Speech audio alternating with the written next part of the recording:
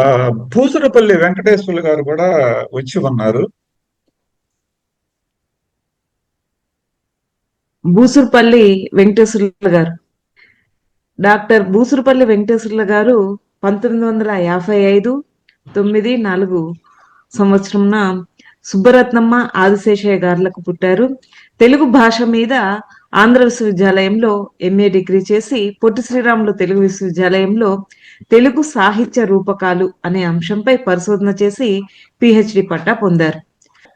ప్రభుత్వ డిగ్రీ కళాశాలలో 3 దశాబ్దాలుగా ఉపాధ్యాయులుగా చేసి అనుబంధ ఆచార్యులుగా సేవలు అందించి పదవీ విరమణ చేశారు. డోలు, ఘటం, కంజీరా వాద్యాల్లో ఉన్నత శ్రేణి కళాకారునిగా పేరు పొందిన ఉత్తమ వాద్యకారులు వీరు. ఒక అనుభవం నుంచి నాన్న కోసం, నేత్రధ్వని, ప్రవాహ శిల్పం అనే కవితా సంపుటులు రాశారు. సిలికానాంధ్ర వారి మంగళ వాయిద్య మహాసభలు జరిగినప్పుడు దాంట్లో 5,000 మందితో కలిసి పాల్గొని గిన్నెస్ రికార్డ్కి వీరు ఎక్కారు.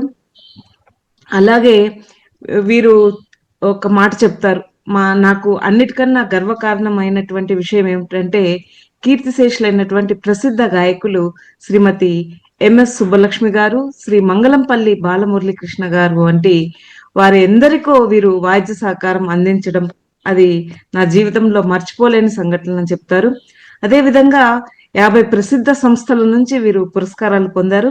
ముఖ్యంగా సరస్వతి పుత్ర అనే బిరుదును కూడా పొందారు. ఆంధ్రప్రదేశ్ ఉత్తమ అధ్యాపక పురస్కారంతో పాటు అప్పటి ప్రధాని పివి నరసింహారావు గారిచే, గవర్నర్ గారిచే, ముఖ్యమంత్రి చేతుల మీదుగా రాష్ట్రీయ, జాతీయ పురస్కారాలు ఎన్నిటినో వీరు పొందారు.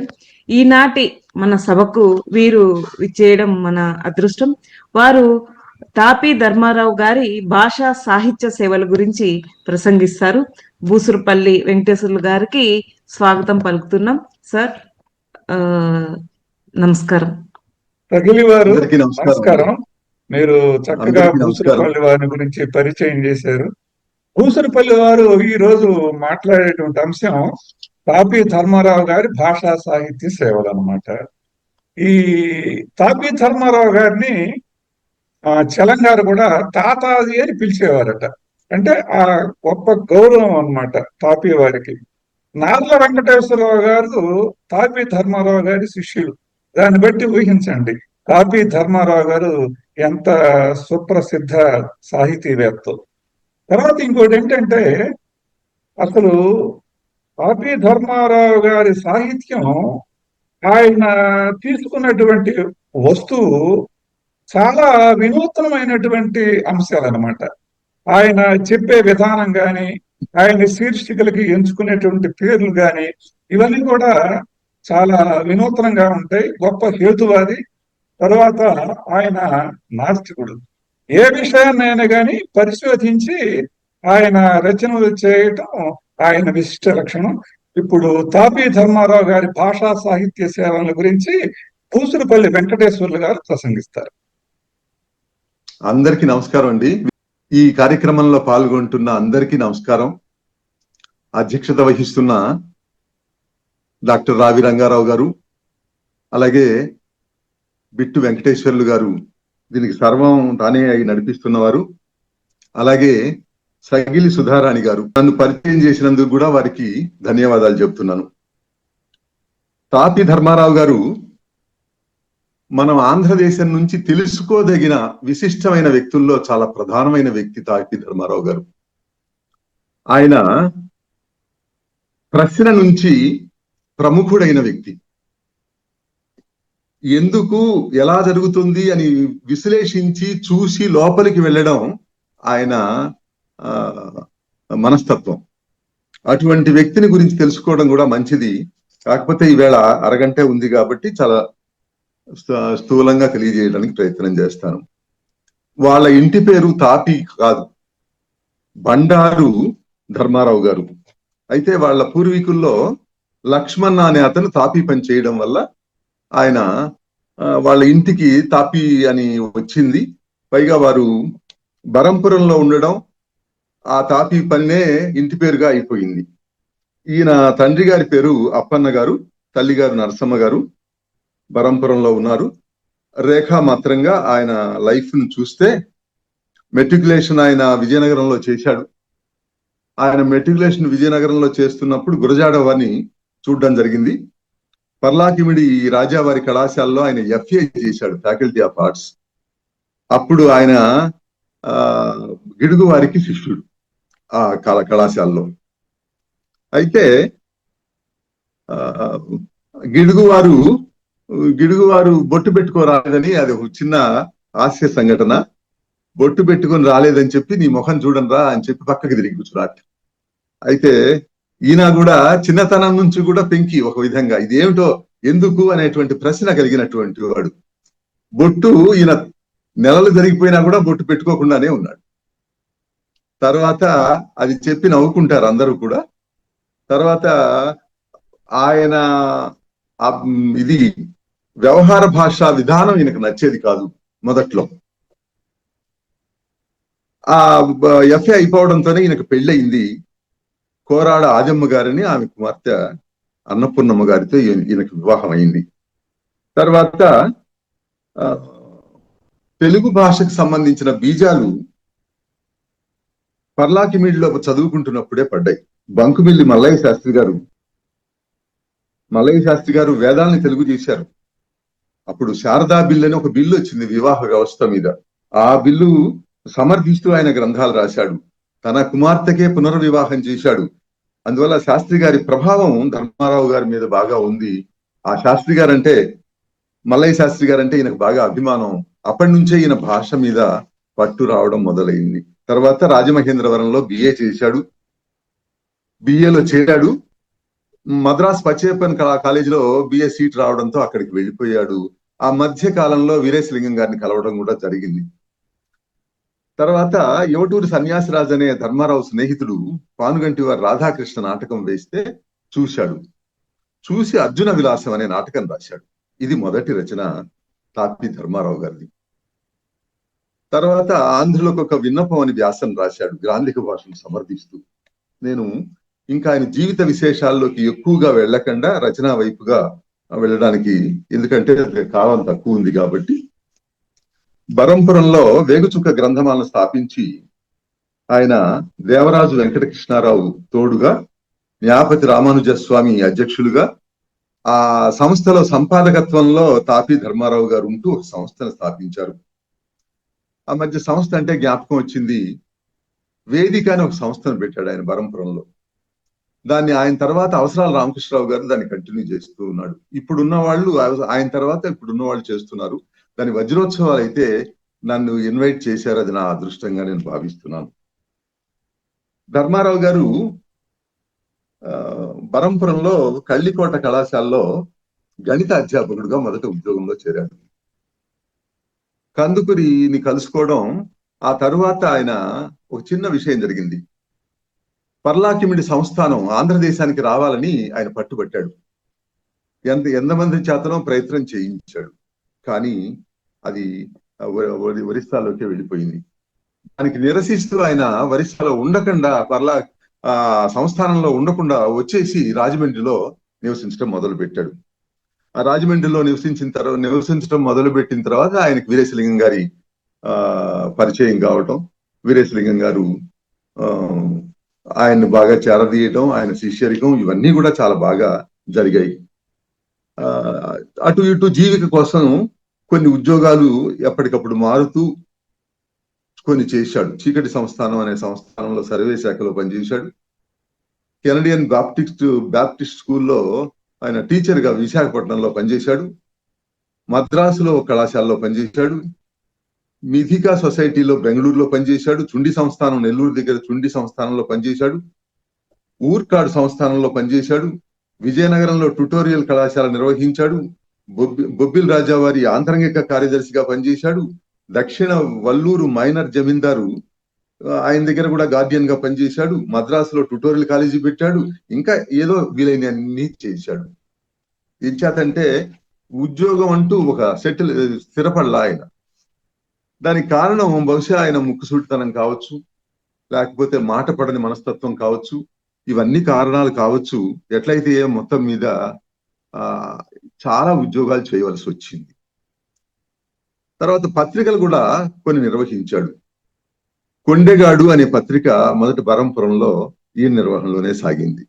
జస్టిస్ పార్టీకి చెందిన సమదర్శిని అనే పత్రిక కూడా సంపాదకత్వం వహిస్తూ ఈ నిర్వహణలోనే జరిగింది.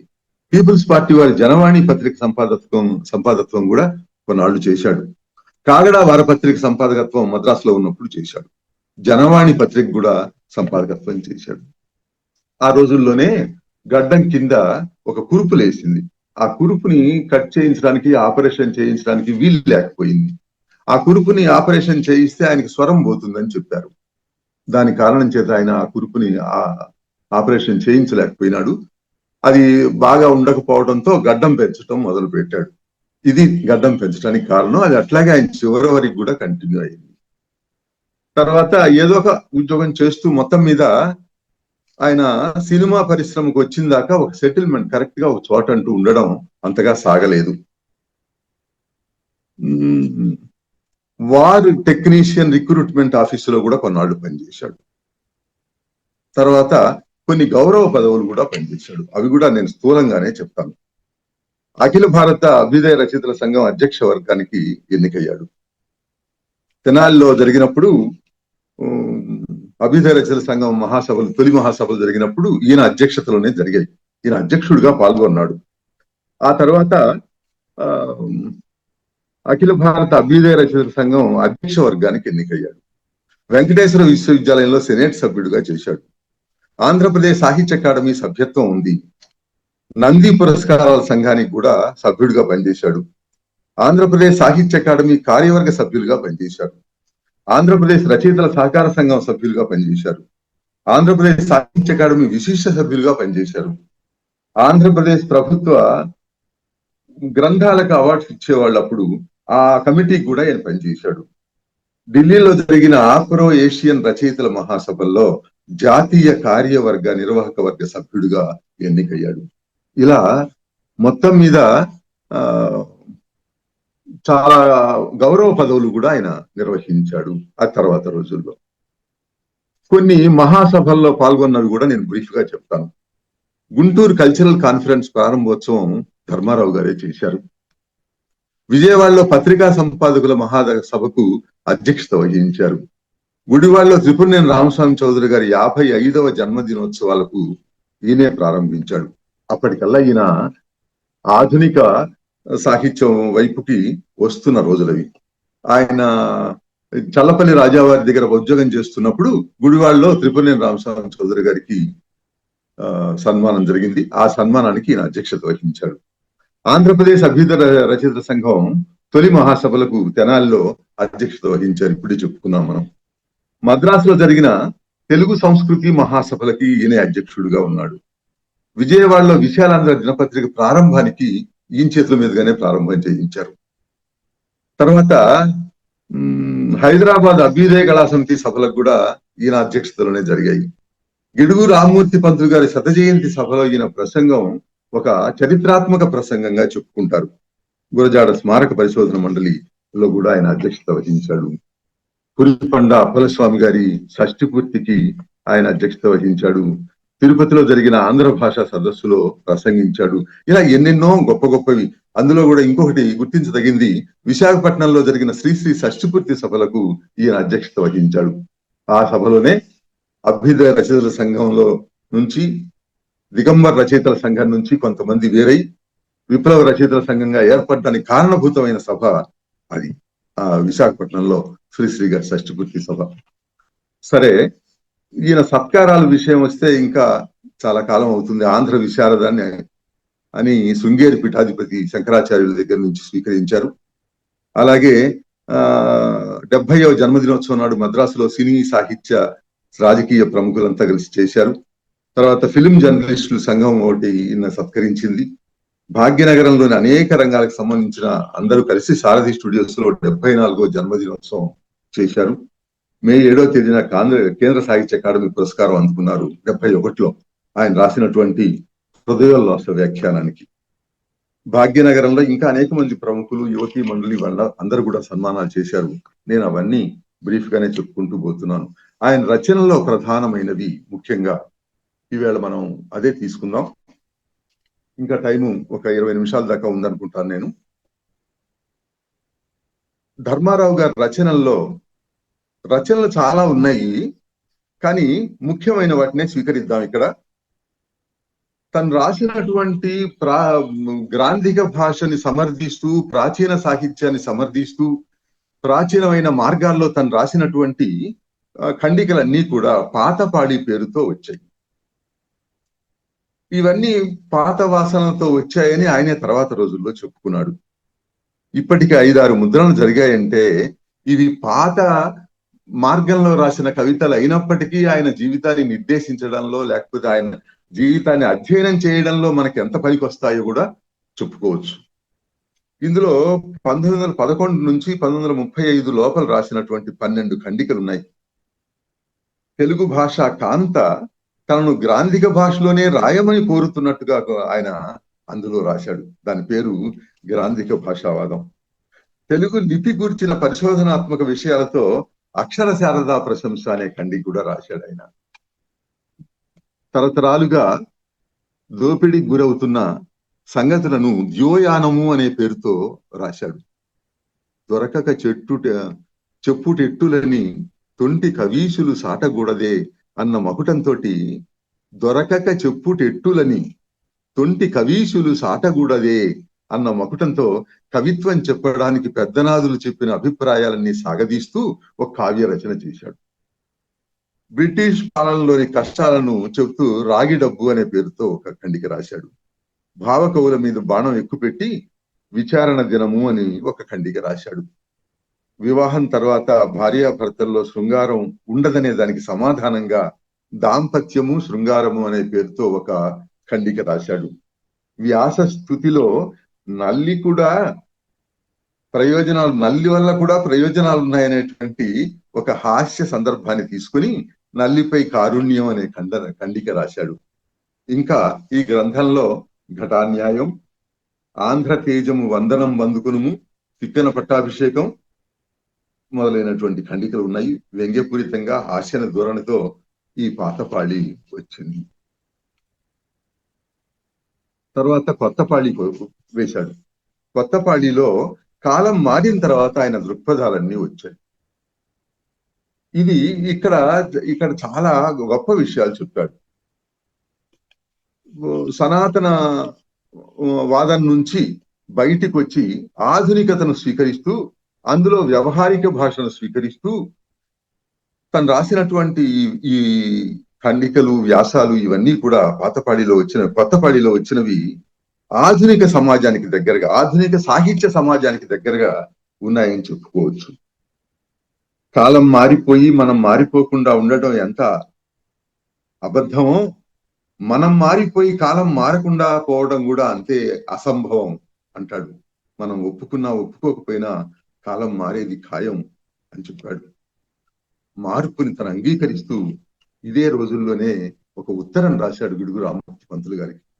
ఆ ఉత్తరంలో ఆయన తనని ముందు వ్యతిరేకించిన వైనం, ఆ తరువాత ఆయన వ్యావహారిక భాషను అంగీకరిస్తూ దాని వల్ల ఉండే ప్రయోజనాల్ని చాలా మంది చెప్పిన వాటికంటే ధర్మారావు గారే బ్రహ్మాండంగా చెప్పారు. అది చాలా గొప్ప విషయం. అదే సమయంలో చల్లపల్లి జమీందార్ ఆశ్రయం పొందిన రోజుల్లో అవి అందులో వస్తాయి. తర్వాత హేతువు పట్ల అవగాహన, అభిమానం పెరిగింది త్రిపురనేని రామస్వామి చౌదరి గారి సాన్నిహిత్యంతో. ఈ హేతువు ఎందుకు అనే ప్రశ్న త్రిపురనేని రామస్వామి చౌదరి గారు, అసలు ఆ మాటకు వస్తే తెలుగు సాహిత్యంలో హేతువుకి ఆయనే మార్గదర్శి, మొదటివాడు కూడా. అటువంటి త్రిపురనేని వారి పరిచయం ఈయన కలగడం, ప్రశ్నని ప్రధానంగా మనకి పండిత పరమేశ్వర శాస్త్రి వీలునామా అనుకుంటాం, గోపీచంద్ గారు వాళ్ళ నాయనకి అంకితం చేస్తూ త్రిపురనేని రామస్వామి చౌదరి గారికి ఒక మాట అంటాడు, ఎందుకు అన్న ప్రశ్న నేర్పించిన మా నాన్నగారికి అని చెప్తాడు. ఆ ప్రశ్న తర్వాత రోజుల్లో మన ధర్మారావు గారి హృదయంలో నాటుకుపోయింది. అఖిల భారత అభ్యుదయ రచయితల సంఘం ఏర్పడింది అదే రోజుల్లో.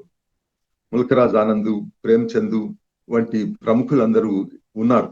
అదే రోజుల్లో అభ్యుదయ రచయిత సంఘ ప్రథమ మహాసభలు ఇంతకు ముందే మనం చెప్పుకున్నాం, తెనాల్లో వీరి అధ్యక్షత వహించారు.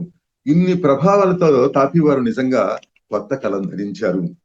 పాత పాళీలో పాత సాహిత్యంలోని భాషాపరంగా అయితే ఒకటి, ఇవన్నీ చెబుతూ కూడా పాత సాహిత్యం నుంచి ఆధునిక సాహిత్యంలోకి రావాలి తప్పకుండా అని చెబుతూ కూడా ఆయన చెప్పిన గొప్ప విషయం ఏమిటంటే, పాత సాహిత్యాన్ని అధ్యయనం చెయ్యందే భాషకి న్యాయం చేయలేరు అని చెప్తాడు.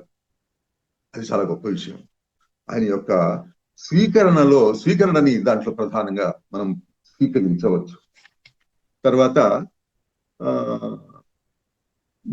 కొన్ని ఇవి ఉన్నాయి, కొన్ని వ్యతిరేకమైన అభిప్రాయాలు వస్తూ ఉంటాయి. మనకు ప్రశ్న ఎదురు వస్తుంది, మాతాన్ని సంబోధిస్తూనే చనుకట్టు విషయం రావడం, ఇటువంటివన్నీ కూడా ఇంకొన్ని సెన్సార్లు కూడా ఉంటాయి.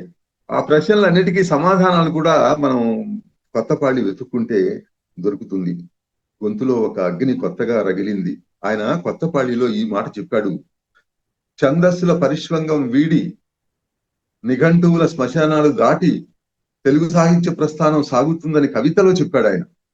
గొంతులో ఒక అగ్ని కొత్తగా రగిలింది, తంత్రులన్నీ ఒక్క పుంతలో పడ్డాయి, ఇంతింత అనరాని వింత బలం వచ్చింది, స్వార్థగానము మానరా ఓ కవి సార్థకానికి పూనరా, స్వార్థగానము మానరా ఓ కవి సార్థకానికి పూనరా. ప్రజల కవిపై గొంతు రగిలించి పాడితే ఒక్కడొక్కడు రేగి ప్రళయమారుతమట్లు తక్కువెక్కువలెల్ల ఒక్క దెబ్బను గూల్చి. ప్రజల కవిపై గొంతు రగిలించి పాడితే, మంచి లయాత్మక పొయిట్రీ కూడా రాశాడు ఈయన. ఒక్కడొక్కలు రేగి ప్రళయమారుతమట్లు తక్కువెక్కువలెల్ల ఒక్క దెబ్బను గూల్చి, లోకాల నూగించవా ఓ కవి శోకాలు తొలగించవా. కొత్తపాళి కవుల్లో కొత్త గొంతులకు చాలా పాఠ్యాంశం లాంటిది అని మనం చెప్పుకోవచ్చు. ఆ తర్వాత ఆయన చెప్పుకోదగిన రచన సాహిత్య మర్మరాలు. సాహిత్య మర్మరాల్లో ఇది మరమరాలు అనే దాని మీద పెట్టాడు ఆయన ఈ పేరు అని తర్వాత పరిశోధకులు చెప్పారు. ఆయన ఎక్కడో ఈ మాట చెప్పాడని నాకు బరంపురంలో తెలిసిన మాట ఏమిటంటే, మర్మరింగ్ అనే ఇంగ్లీష్ పదానికి తెలుగు చేసుకుని ఆయన మర్మరాలు అని పెట్టాడు అని ఎవరో చెప్పారు. అది ఏది కరెక్టో మనకు తెలియదు, కానీ ఏమైనా దాని పేరు సాహిత్య మర్మరాలు. దీంట్లో చాలా ఒక చమత్కారమైన హాస్యస్ఫోరకమైన మనకి ఏర్పడే ప్రశ్నలు కొన్నిటికి సమాధానం ఈ పుస్తకం. ఇందులో మొదటిది, కృష్ణుడి శిరస్సును సత్యభామ తన్నిందా. అక్కడ అనవిని రేటు పడ్డాను ఒక పద్యం, దాంట్లో తొలంగ దోశ అని ఉంది, ఆమె కిరీటాన్ని తొలంగ దోశ అని మాత్రమే ఉంటుంది. మరి ఇక్కడ ఎందుకు ఆమె తన్నింది అని చెప్పారు, ఎక్కడి నుంచి వచ్చింది, ఈ వైనాలన్నీ కూడా ఆయన ఎందుకు వచ్చి ఉంటుంది, ఇవన్నీ కూడా బృహద్వ్యాసమే రాశాడు. తర్వాత కవితా తాంబూలాలు అని రెండవ వ్యాసం. ఇక్కడ మంత్రి అన్న కవీశ్వరుడు చారుచర్యలో మొట్టమొదటిసారిగా తాంబూల ప్రవేశం జరిగింది. తర్వాత కవితా పితామహుడు మంచరిత్రలో తాంబూల ప్రసక్తి, కవి చౌడప శతకంలో శ్రీనాథ మహాకవి యొక్క తాంబూలాలు, వేమన్న తాంబూలం గురించి చెప్పడం, చామకూర వెంకట కవి బ్రహ్మాండంగా తమిళ దేశంలో ఉన్నవాడు ఆయన. నిజానికి చామకూర వెంకట కవి రోజుల్ని మనం ఎంత గర్వంగా చెప్పుకోవచ్చు అంటే, ప్రాంతం తమిళ ప్రాంతం, రాజులు తెలుగు రాజులు, పాలించబడిన భాష తెలుగు భాష, రాజభాష తెలుగు భాష. ఆ తర్వాత ఇంకా తమిళనాడు ప్రాంతాన్ని, తంజావూరు ప్రాంతాన్ని మహారాష్ట్ర రాజులు పాలించారు. అది ఇంకా మనం గర్వపడాల్సిన అంశం. రాజులు మహారాష్ట్ర రాజులు, ప్రాంతం తమిళ ప్రాంతం, కానీ పోషించబడిన భాష మాత్రం తెలుగు భాష. గర్వపడాల్సిన అంశం. కాకపోతే ఈవేళ మనం ఎంతవరకు పోషించుకుంటున్నాము అన్నది ప్రశ్న.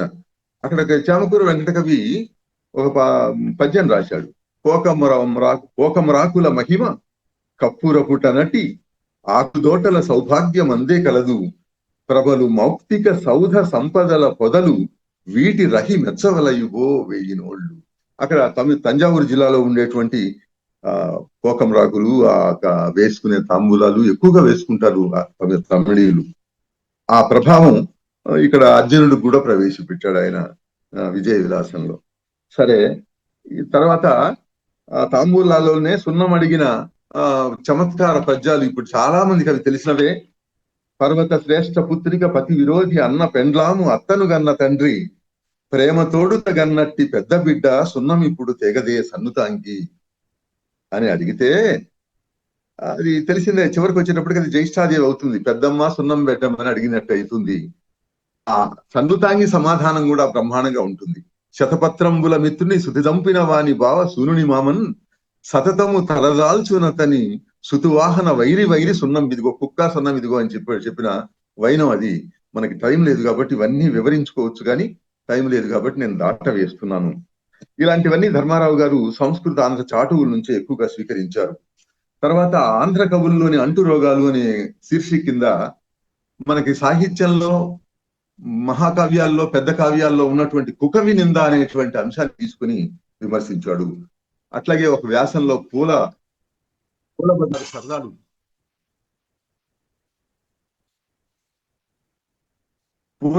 సరదాలు చెప్పాడు. తర్వాత ఊత పదాలు వ్యర్థ పదాల గురించి చెప్పాడు. భోగకాంత నిర్ణయం చెప్పాడు. ఇట్లా ఇవన్నీ తాత మనముల సమీక్షలో సూర్యుడు సముద్రంలో పడ్డం, పాము పడగ మీద కెంపులు రావడం లాంటి అనౌచిత్య వర్ణనలు వాటిని గురించి ఆయన చెప్పాడు. లోకోక్తుల ప్రయోగం చేయడం గొప్పగాని చేసేవి సరిగా చేయకపోతే అంత బాగుండవు అని కూడా ఇంకొక వ్యాసంలో చెప్పాడు. సారస్వతంలో ఉండే స్వాతంత్రం, కవులకు ఉండే స్వతంత్రం, తర్వాత అట్లాగే నడవంతరపు సిరి అని ఒక శృంగారాత్మకమైన రచన, ఇటువంటివన్నీ చెప్పుకుంటూ వచ్చాడు. కవులకు పిట్టలు సాయం చేయడం అంటే శ్రీనాథుని నైషధంలో హంస రాయబారం, సూరణ ప్రభావతి ప్రద్యుమ్నంలో శుచిముఖి రాయబారం, విజయ విలాసంలో చిలకల సాయం, ఇటువంటివన్నీ ఎగ్జాంపుల్స్ చెప్పుకుంటూ వస్తాడు. పోతన కవిత్వాన్ని గురించి, ఆంధ్ర కవితా పితామహుడు బిరుదుని గురించి, వరుధిని పోతే ఆమె లాంఛన, ఇవన్నీ కూడా చెప్పుకుంటూ వచ్చాడు. తర్వాత చాలా ముఖ్యమైనటువంటి ఈయనకు బాగా పేరు తీసుకొచ్చినటువంటి పుస్తకం దేవాలయాల మీద బూతు బొమ్మలు ఎందుకు. అద్భుతమైన పుస్తకం, చాలా గొప్ప పరిశోధనాత్మక పుస్తకం. ఇంత పరిశోధన చెయ్యవచ్చా అని పరిశోధకులు ముక్కు మీద వేలేసుకోవాల్సినంత గొప్ప పుస్తకం ఇది. ఇందులో సృష్టికే జీవనాధారమైన స్త్రీ పురుష సంధాన సంభోగ సహజీవన సౌభాగ్య వంశోన్నత నాగరికత జీవన పరిణామాన్ని అద్భుతంగా చూపించిన మహాగ్రంథం ఇది. యుగాల మానవుడి మేధస్సు ముందు నిలిచిన సజీవ ప్రశ్నకు సమాధానం ఈ దేవాలయాల మీద బూతు బొమ్మలు ఎందుకు అనేది. ఇక్కడ దీంట్లో చాలా విషయాలు చెప్పాడు. మనకి ఇంకా టైం చాలా తక్కువ ఉంది కాబట్టి నేను ఇంకొంచెం దీని కంటిన్యూషన్ లో దీని కొనసాగింపుగానే పెళ్లి దాని పుట్టు పూర్వోత్తరాలు చెప్పాడు. అవి రెండు మంచి పుస్తకాలు. వివాహ వ్యవస్థ ప్రపంచ వ్యాపితంగా ఏ దేశంలో ఎటువంటి వివాహ వ్యవస్థ ఉన్నది అనేటువంటిది మనం ఆ పుస్తకంలో దొరుకుతుంది. రాళ్ళు రప్పలు, ఆల్ ఇండియా అడుగు తినేవాళ్ళ మహాసభ, క్రొవ్వురాళ్ళు, ఇటువంటివన్నీ కూడా వీటి కొనసాగింపే, ఈ రెండు పుస్తకాల కొనసాగింపే అవుతుంది. ఇక ఆయన ప్రధానమైంది హృదయోల్లాస వ్యాఖ్యానం. ఆయనకి చిన్నతనం నుంచి కూడా చామకూర వెంకట కవి అంటే ఎక్కువ ఇష్టం. ఆయన చదువుకునే చిన్నతనం రోజుల్లో కూడా ఆ పద్యాలు చాలా ఆయనకి నోటికి వచ్చని చెప్పుకుంటాడు.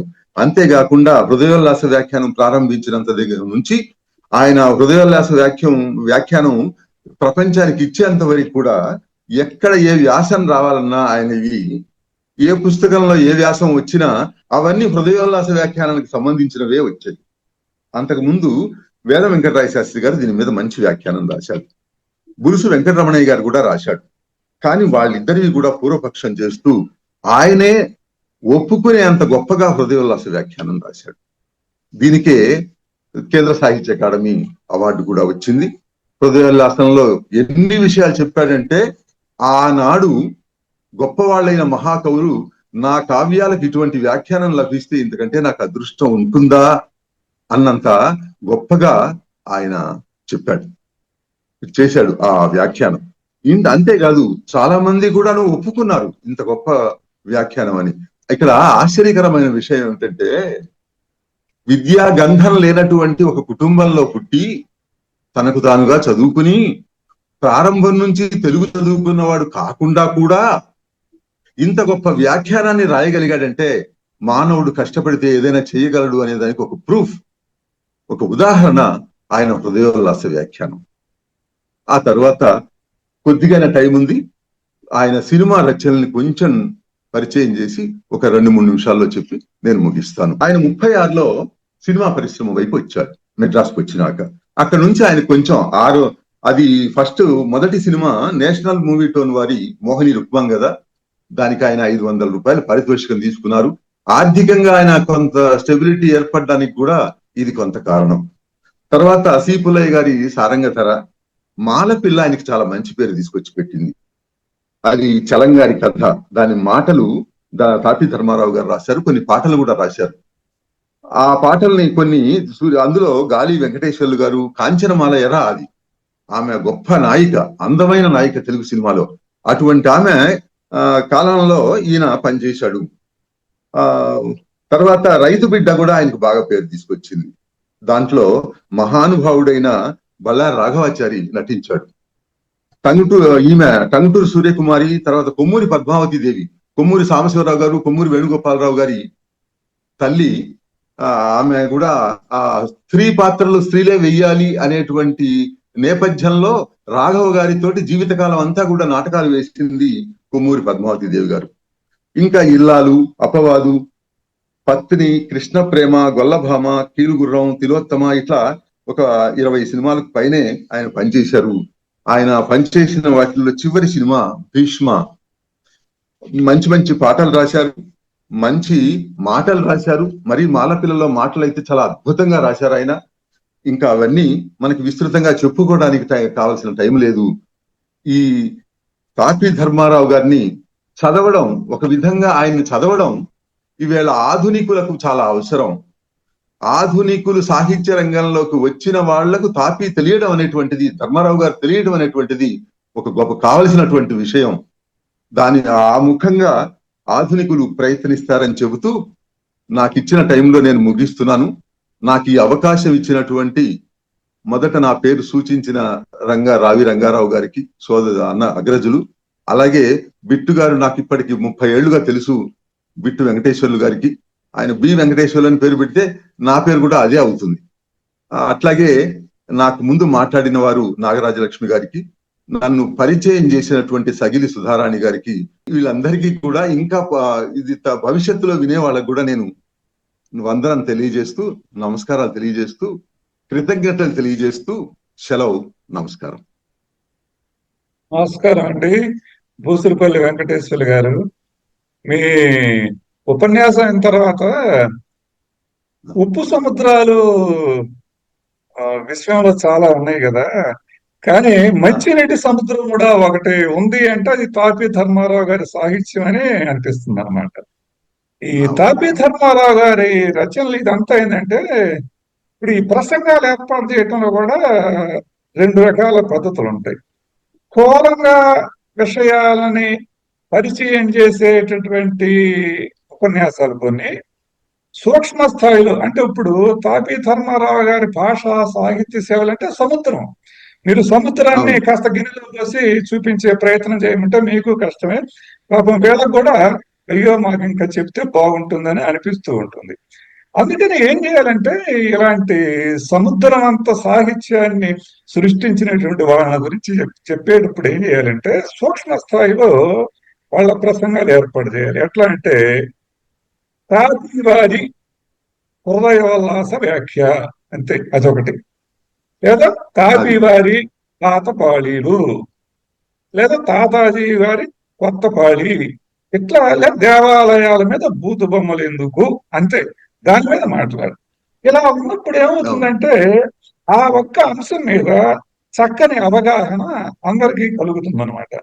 అలాగే ఇప్పుడు నాగరాజలక్ష్మి గారు కూడా ఏం చేశారంటే, అష్టాదశ వర్ణనలు, అందులో ఈ ప్రబంధాల్లో ఉండేటువంటి వాటిల్లో 18 రకాల వర్ణనలు తీసుకొని మళ్ళీ ఈ ప్రబంధాలు రాసిన కవులంటే వాళ్ళు మళ్ళీ చాలా మంది, వాళ్ళందరూ రాసినవి చెప్పటం అనేది స్థూల స్థాయిలో. దీన్ని మనం ముందు ముందు ఎలా చేసుకోవచ్చు అంటే, ప్రబంధాల్లో సూర్యుడు, ఇంకా సూక్ష్మ స్థాయిలో కూడా వెళ్ళాలంటే మను చరిత్రలో సూర్యవర్ణన, అట్లా కూడా మళ్ళీ అన్ని ప్రబంధాల్లో సూర్యుడు అని కూడా కాకుండా ఏదో ఒక ప్రబంధంలో తీసుకొని సూర్యుడు లేదా చంద్రుడు లేదా కొండలు లేదా నగరం అని సూక్ష్మ స్థాయిలో కూడా మనం తీసుకుంటే చాలా జనరంజకంగా ఉంటుంది. కార్యక్రమాలు ముందు ముందు ఇలా స్థూల స్థాయి ప్రసంగాలతో పాటు నేను సూక్ష్మ స్థాయిలో కూడా ప్రసంగాలు నేను ఎటు పక్కకి పోకుండా జాగ్రత్తగానే వచ్చాను. వచ్చావు, గొప్పగా వచ్చావు. కానీ చాలా వదిలేసి చెప్పవలసి వచ్చింది. అది ఇంకేం లేదు. చాలా ఔచిత్యం పాటించావు పూసినపల్లి వేళ.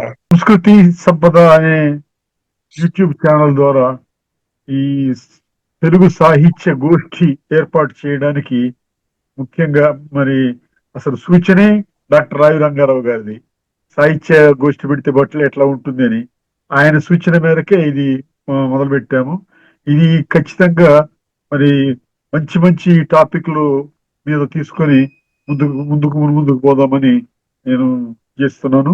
అట్లాగే నాగరాజ్యలక్ష్మి గారికి, మరి భూసురపల్లి వారికి, దీన్ని చక్కగా నిర్వహించిన డాక్టర్ రావి రంగారావు గారికి, మరి అనుసంధానం చక్కగా చేసిన సుధారానికి అందరికీ కృతజ్ఞతలు.